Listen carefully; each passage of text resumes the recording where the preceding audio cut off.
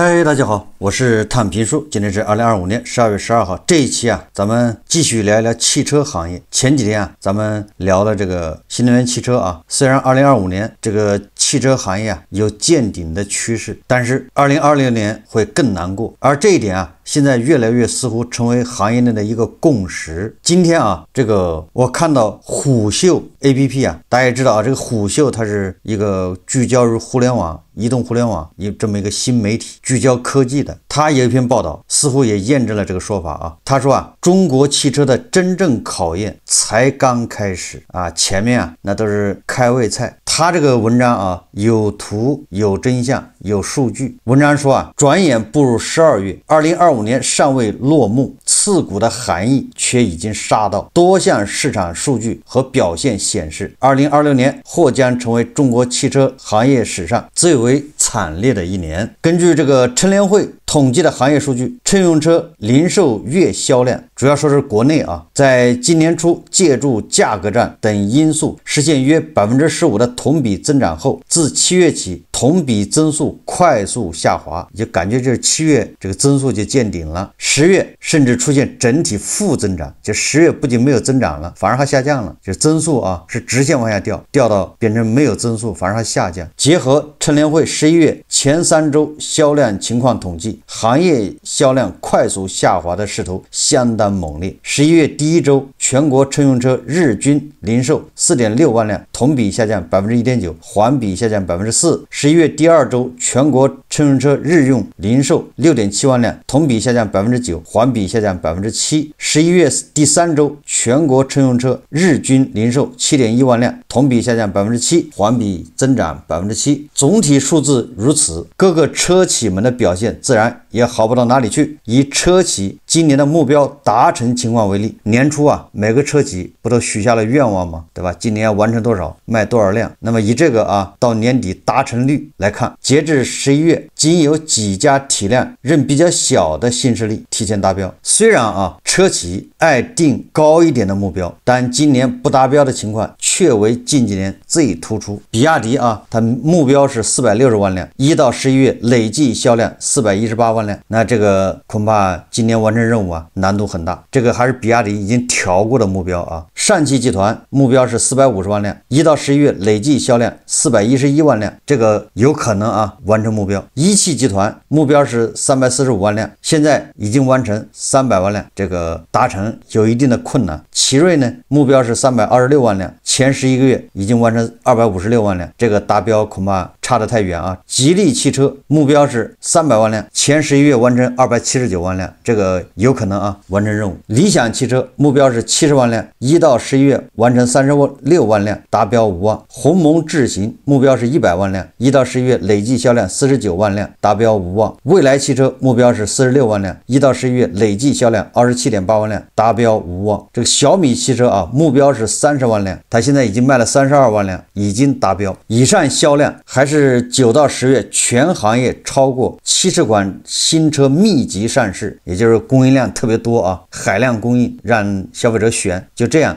汽車行業利潤率降至5年最低，月均利潤呢僅 3.8%， 也就是打折嘛，促銷，对吧？要不然利潤率怎麼這麼低呢？什麼意思呢？也是以上這些銷量還是在海量供應各種車型，讓消費者可以充分的選擇。第二個，車企價格戰讓利，在這種背景下才達成這麼一個銷量，說明什麼？吃奶的勁都用上了。這些真實數據不僅預示着2026年中國汽車行業將迎來大寒潮，行業將從補貼驅動和規模競爭轉向真實需求與效率競爭。更重要的是，中國汽車行業遲遲未進行的關鍵分化終於有了要上演的趨勢。什麼意思這就好比這個馬拉松比賽，這前半小時一樣的，大家跑到這差不多，還沒有那個第一軍團第二軍團拉開的還不夠遠，第一軍团內部大家都緊緊相跟，也沒有看誰，對吧？優勢明顯，這叫分化。但是你跑到中途過半的時候，對吧？跑到1小時的時候，那就拉開了，很多就掉隊了。第一集團的掉到第二集團，第二集团掉到第三集团，第三集团有的就退賽了，对吧？這叫分化。2026年為何注定寒冷刺股。那虎嗅說啊，為什麼說明年更慘呢？2015年到2025年，中國汽车新能源变革走过了10年，這10年幾乎每一個銷量的跳躍都有着補貼和價格戰的影子。但隨着2026年愈發接近，兩者的提升效果正在快速下降，疊加之前對於未來需求的透支，構成了如今所有車企都很難做出成績的大環境。先說補貼情況啊，他說根據商務部的公布數據，2025年以舊換新帶來的汽車銷量超1120萬輛，其中報廢申請和置換申請比例大約是1:2。參考乘聯會的相應統計，今年1到11月實際零售銷量大約是超過2100萬輛。換言之，以舊換新參與的銷量比例已經超過了50%。舊車換新車啊，換完了就不用再換了。數字如此誇張的原因無二，就是優惠實在太誘人，省補加國補加購置稅優惠疊加後，消費者通常可以省2到3萬，疊加中國市场本就極為突出的綜合性價比，主流消費者也就15到20萬元啊，這叫主流消費者，輕鬆就能再優惠15%到20%。然而政策推出容易，調整或退出卻十分困難。隨着今年下半年國補資金提前消耗，以及部分地區補貼執行需求的變化，全國已有超過20個地市因多種原因陸續暫停或調整汽車以舊換新補貼申請。目前仍在維持補貼的地區，大多實行額度管控，如限制各省每日補貼金額或名額。這些調整直接影響了多地汽車銷售情況。虎嗅汽車在與多個品牌銷售人員的交流中了解到，補貼即將退出的最後幾天，大多出現消費者集中下單，隨後市場迅速轉冷，整體銷量促進作用非常有限。如果僅依靠補貼想要再將整個市場銷量情況帶起來，擴大優惠人員範圍，優惠加碼幾乎是必然的選擇。參考這2年汽車以舊換新政策的升級歷史，實際的落地操作可能會將國5車型納入置換範圍。2025年實際上是將優惠範圍從國3放寬到國4，那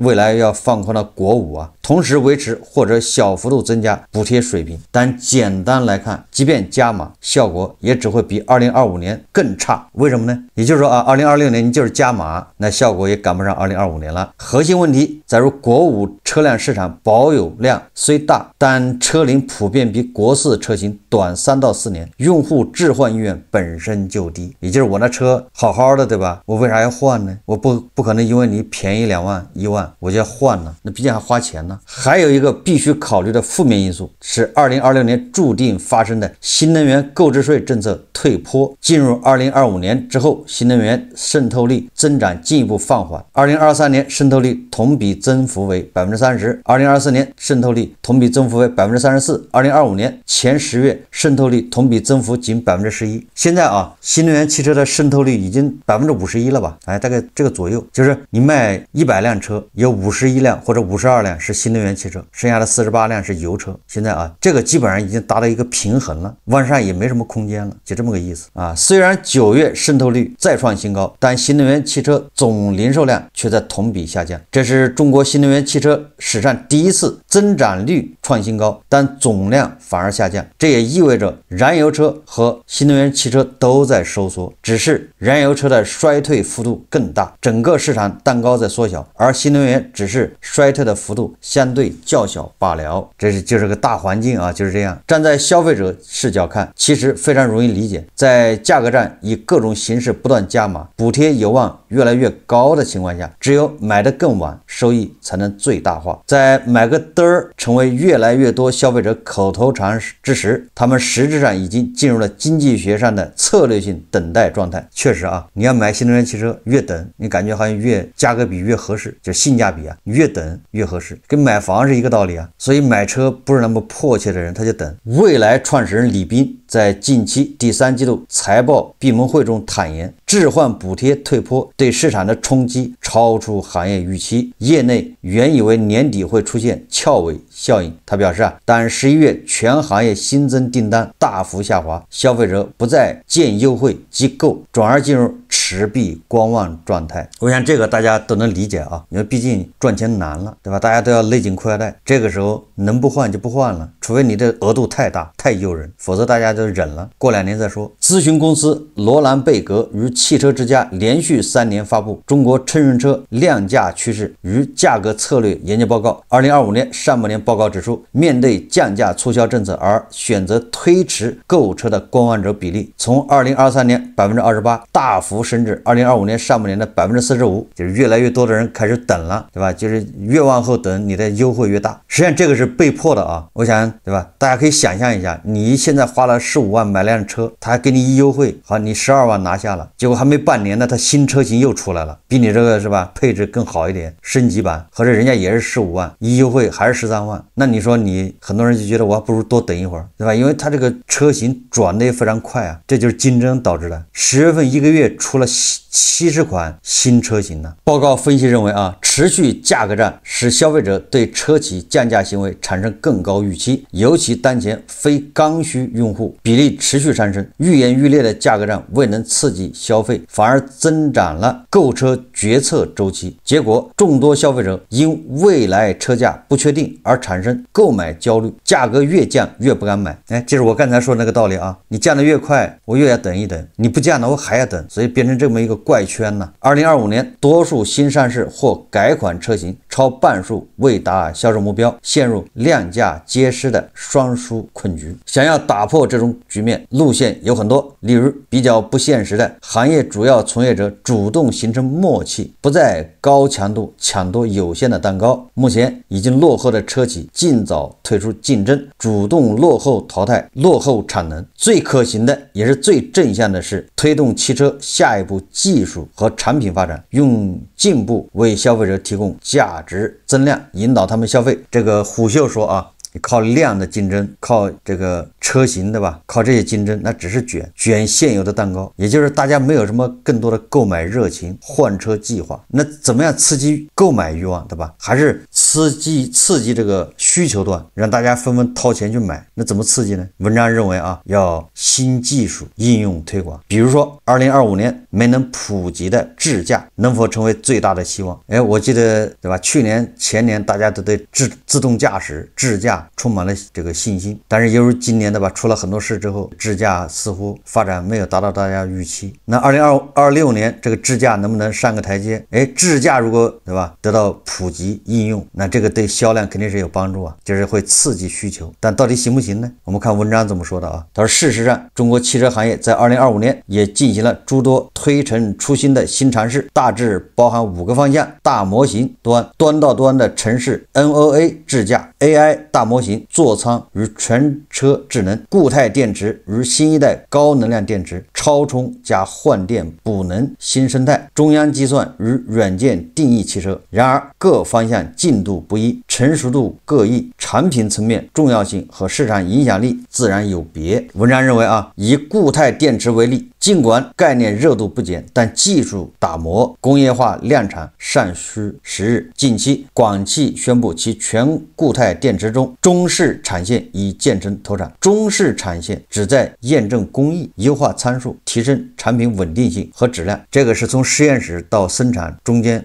很重要的一環。真正要到產線上去，這個還需要進一步打磨啊。根據廣汽最新規劃，2026年才能實現小批量裝車，真正的規模化量產和商業化預計要到2030年前後。对於2026年中國市場而言，這一進度叫遠水難解近渴，而且中試到底什麼情況還不知道呢。中央計算與軟件定義汽車情況類似，作為電氣化重要方向，今年已有大量新平台車型將數十個 ECU 整合為少數域控制器或中央電腦，架構簡化不僅帶來的成本優勢，也使得軟件定義汽車成為可能。例如比亞迪的雲輦底盤可根據用戶操作實時調整特性，提供超越傳統的駕乘體驗。但對於絕大多數消費者來說這些底層技術的理解並不容易，讓市場中反而出現了越堅持吹技術牛，銷量越差的現象。就你這玩意吹了，大家不知道，对不对？就是對這個消費者來說，這個他駕駛體驗沒有什麼直觀的感受，那你吹得再厲害沒用。超充和換電補能領域則是在2025年快速走完了整個迭代過程。800伏到900伏高壓平台早在今年初已經成為众多旗艦車型的標配，兆瓦、1200瓦等配置已基本挖掘了充電技術的潛力。即便2026年車企繼續投入，也難以催生顯著的新成果。也就是上述這些所謂的新技術，要麼就是還早着呢，要麼就是效果不明顯。所以你這麼一整，最終剩下的就是智駕與座艙兩大方向。考慮到智駕還肩負着緩解駕駛員的精力，激活更多座艙的應用場景和機會，2025年中道崩渚的智駕在2020年大有再次成為關鍵突破口的勢頭。尤其是今年下半年以來，智駕行業不約而同發起了全新一輪技術演進，將基於 CNN 和分段式結構的端到端 1.0 逐步升級到由大模型整體驱動的端到端 2.0。 在这一輪行業架構升級的推动下，多家智能駕駛企業能力實現顯著躍升。以行業領先的解決方案上地平線為例，其基於高性能增程 6P 芯片開發的一段式端到端輔助駕駛系統 HSD 於9月正式開放體驗，在廣州生物島進行的近2小時實測中，僅因盲區兩輪車軌探頭出現一次接管，表現令人矚目。上周首款搭載地平線 HSD 的系統及增程 6P 芯片的星途 ETS 正式上市，標誌着目前行業領先的 HSD 方案進入大規模量產階段。據地平線官方透露，已有10家車企品牌，超過20款車型確定合作。除地平線外，其他供應商也進展迅速。圓融啟行於8月發布的視覺激光雷達融合感知大模型，通過多模態特徵對其技術顯著提升複雜場景識別精度與泛化能力。上周剛在長城、魏牌、藍山等車型上實現了正式的量產推送。而卓越駕科技推出的新一代端到端模型，不僅優化了感知決策一體化性能，更實現了在高通8650等中算力平台上的高效部署，在枯道匯入、无保護左轉等典型場景中表現穩定，為成本敏感型車型提供了高性價比的智駕方案。預計到2026年初，隨着更多搭載新一代端到端架構的車型集中上市，智能駕駛的普適性與可靠性將邁上新台階。更自然的擬人化駕駛風格，更低的接管率，有望顯著提升用戶信任度，进而使高級別智能駕駛功能成為影響消費者購車決策2026年市場競爭格局的核心變量和增量。說實話這個智駕經過2025年這一輪之後，未來2年不會有什麼太大的波瀾。為什麼呢？你看現在對吧，跟去年完全不一樣了。現在宣傳的是智駕只是輔助駕駛，還是以你人為主既然以我人為主，輔助駕駛你再好，对吧？那你也替代不了我。因为现在主管部門就不允許你這麼宣傳，那對消費者有什麼吸引力呢？我如果真的智駕的話，我可以解放雙手，駕駛員可以不用管，那這個力度就大了，對消費者吸引力就大了。但是現在你根本做不到你吹來吹去還是輔助那有什麼用對吧？這個技術進步不明顯，那你靠這個來拉動銷量。我在想經過2024、2025年這些汽車對吧，在這智駕這塊出了事情，越來越多的人會選擇等到你這個智駕技術成熟了，大家才會來體驗，對吧？也就是說消費者現在也不傻，不會拿自己當小白鼠消費者現在對這個汽車安全越來越重視所以您不管你什麼品牌，你什麼方案，你什麼車型，你上智駕，那大家還是要看效果。所以說2026年指着智駕來救這個新能源汽車，顯然這個不靠譜也不現實。你說2030年、2035年那有可能，對吧？那智駕經過10年的發展，說不定已經非常成熟，那恐怕很多人願意換。所以至少說2026年就指着智駕來，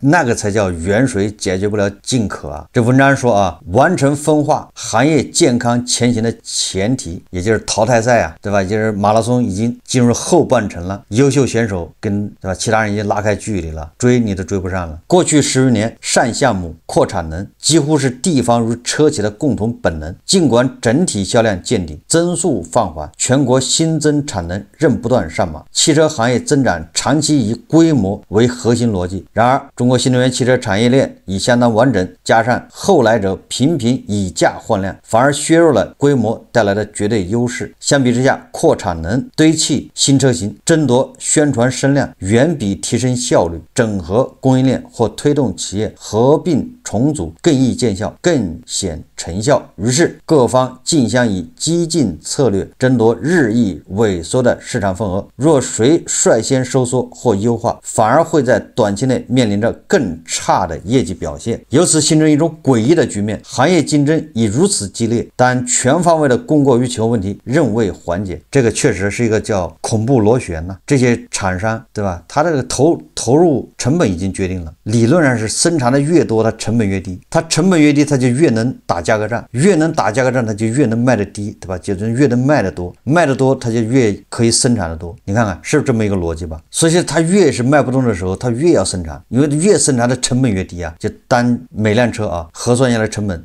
它的生產線折舊啊，它的生產線的它整個貸款的利息啊，對吧？整個的廠房這些整個的投入，它攤到每輛車上面，你肯定車生產的越多，它每輛車攤的成本就越低，越低它的那個整個車的成本低啊，它就更可以打價格戰。反過來啊，人賣的越少，你每輛車分攤的成本越高，你每輛車成本越高，你越打不起價格戰，對吧？你車就貴，你車越貴，你賣的越少，賣的越少，你的成本又越高，這是不是一個恐怖螺旋？所以說你就會看到一個詭異的現象，這個車企越不行，它越咬緊牙關找地方政府支持，玩命的擴產，玩命的就是這個開足馬力，滿負荷生產，最後瘋狂降價捲，你一降價，別人也得跟着降，不降你賣不掉，賣不掉你那個產線不就白投了嗎？對吧？幾十億上百億的錢扔進去了。我還記得這個雷軍，對吧？他賣那個蘇七的時候，他說我每賣輛車要虧6萬，你也不能說他撒謊啊，他沒有撒謊，因為他按整個產線，對吧？就賣20萬輛，他那整個產線投入，整個的廠房，整個的研發，他分到這20萬輛上面，他說我每輛虧6萬，但是他這個產能一大，對吧？變成30萬輛、40萬輛的時候，他每輛車他就不賠錢，而且還賺錢，價格不變啊，對吧？因為他那些很多固定成本都分攤到更多的車頭上，所以這些廠家為什麼越難，他越要加大那個產量，所以這就是致命傷啊，沒辦法，捲你是管不了的，你怎麼管？所以有關部門說不讓捲，不讓人家多生產，那怎麼可能呢？在一個健康的產業生態中，產能過剩到一定程度後，必然會有部分企業倒閉、被收購或被整合，產能逐步出清。相比之下，歐美成熟汽車市場在面臨產能過剩時，通常能在3到5年內完成這一過程。然而，中國汽車行業經歷了10多年的高速擴張後，真正徹底退出整車品牌卻寥寥無幾。在整體供大於求的行業格局下，關廠退場並非及時止損，而是對既有投入的全盤否定，最終形成了看似誰都還活着，實際上誰都過不好的局面。面對明年市場的銷售壓力，部分行業專家已提出新的政策建議，例如減免購車人員個稅，優化低速電動車就是老頭樂啊駕照申請流程，對續航200公里以下的合規純電動車免徵購置稅，以及鼓勵結婚購車、生育購車。你看，把房地產那一套又整到這個汽車上了，也就是房地產是爆雷了啊，才這麼舊那麼舊，各種舊。你這個新能源汽車好歹還沒爆雷，你這個專家就開始要救了，這叫未雨綢繆啊！就說明啊，在他們眼裡，實際上這個汽車行業爆雷是遲早的事，晚救不如早救啊，就是這個意思啊。因為他們已經看到了，這麼下去啊，剛才說了嗎？越賣不出去越要生產，越要生產才能降價，才可能賣出去。哪個車企都擺脫不了這種命運。但是本來有的車企應該破產倒閉的，但是因為每個車企實際上跟地方政府有關係，背後都是地方政府在支持，因為地方政府要 GDP， 要就業，對吧？要穩定，要業績。你只要把車生產出來，地方政府的 GDP 就有了，地方政府的這個稅就有了，对吧？咱是增值稅嘛，生產環節收稅，至於賣得出去賣不出去的不重要啊，對吧？最後形成銀行壞賬的，慢慢想辦法唄。你看是不是這個邏輯啊？你要是當地方主官，你也會這個思路，對吧？你先把它生產出來，這我這報表上業績就有了 ，GDP 就拉動了，而且還就業呢，對吧？解決了就業。然後你這車企車賣不掉不要緊，我們從銀行給你貸款，讓你賺起來，車慢慢賣唄，降價捲。有的車企倒閉了，對吧？實際上它已經被淘汰了，但是地方政府不願意放手，接着找人來接盤，找更有錢的來接着玩，就這意思啊。保生產，保生產就是保就業，就是保 GDP，就是保業績，保政績。最最後銀行形成壞賬，那是以後的人解決嘛，对吧？我这一任，我这不是有業績，我走了吗？然后說他资不抵債，那有什麼關係呢？所以你從這個角度看，你想給他剎車是剎不住的。大家都是表面上應付啊，同意，對吧？以及回去減產，實際上還加大生產。面對明年市場的銷售壓力，部分行業專家啊提出這些類似於房地產的救市政策，顯然也很荒謬啊，因為房地產這個已經驗證了沒有用。不論這些更複雜的建議能否落地，僅從當前行業現狀來看，單靠政策很難支撐中國汽車市場的持續發展。用一句時髦的話說，就是政策紅利，對吧？已經不起作用了，政策紅利的拉動效應沒有了。一輪已經拖延了許久的強弱分化，注定會在2026年開始發生。融資能力弱、技術儲備不足、市場地位不穩、體系效率低下的企業只能退出競爭。你看看2026年啊，車市場啊，這個會更加寒冷。這一輪洗牌不僅考驗企業的生存能力，更標誌着中國汽車產業從規模擴張邁向價值競爭關鍵轉折。真正具備自主研發能力、品牌溢價優勢與全球戰略視野的企業，將在行業分化中贏得更大的發展空間。唯有經歷這場結構性調整的陣痛，中國汽車產業才能突破當前困局，逐步建立起真正成熟、具備國際競爭力的產業體系。這一分化不是終點，而是產業走向高質量發展的新起點。總之啊，2026年啊，這個跑在第一方陣的車企肯定有掉隊的，扛不下去。頭部車企啊，很有可能有那麼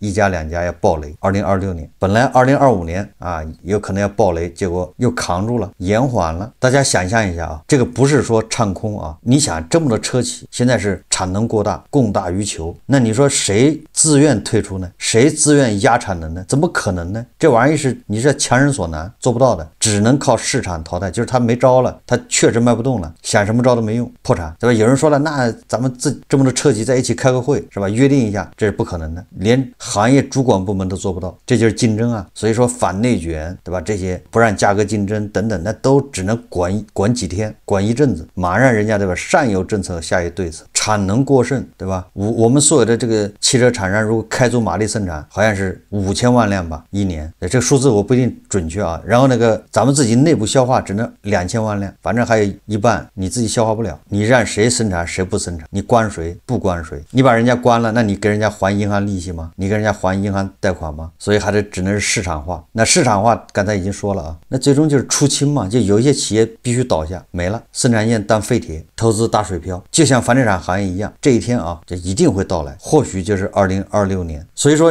如果你是從事汽車行業的，你還要小心一點，早做準備啊，不打無準備之仗。作為消費者呢，對吧？我們已經說過了，你完全可以不着急啊。如果僅僅是個代步工具，對吧？那你買一些，對吧？性價比更高的。這個社會啊，車不是身份的象徵了，所以說無所謂，還是從實用性，對吧？從這個安全性去考慮。隨着這個新車降價快，對吧？隨着新能源汽車的這個價格下降快，二手車的價格下降更快，对吧？二手油車啊，那更是越來越親民。這是虎嗅的一篇報道，中國汽車的真正考驗才剛開始。實際上去年咱們就說了2025年是中國汽車的什麼淘汰賽，結果淘汰賽延長了1年，那就從2026年開始吧。好，這期節目咱們就聊到這裡，感謝大家收看。如果喜歡我的節目，歡迎訂閱轉發，也可以在下方留言評論，謝謝大家。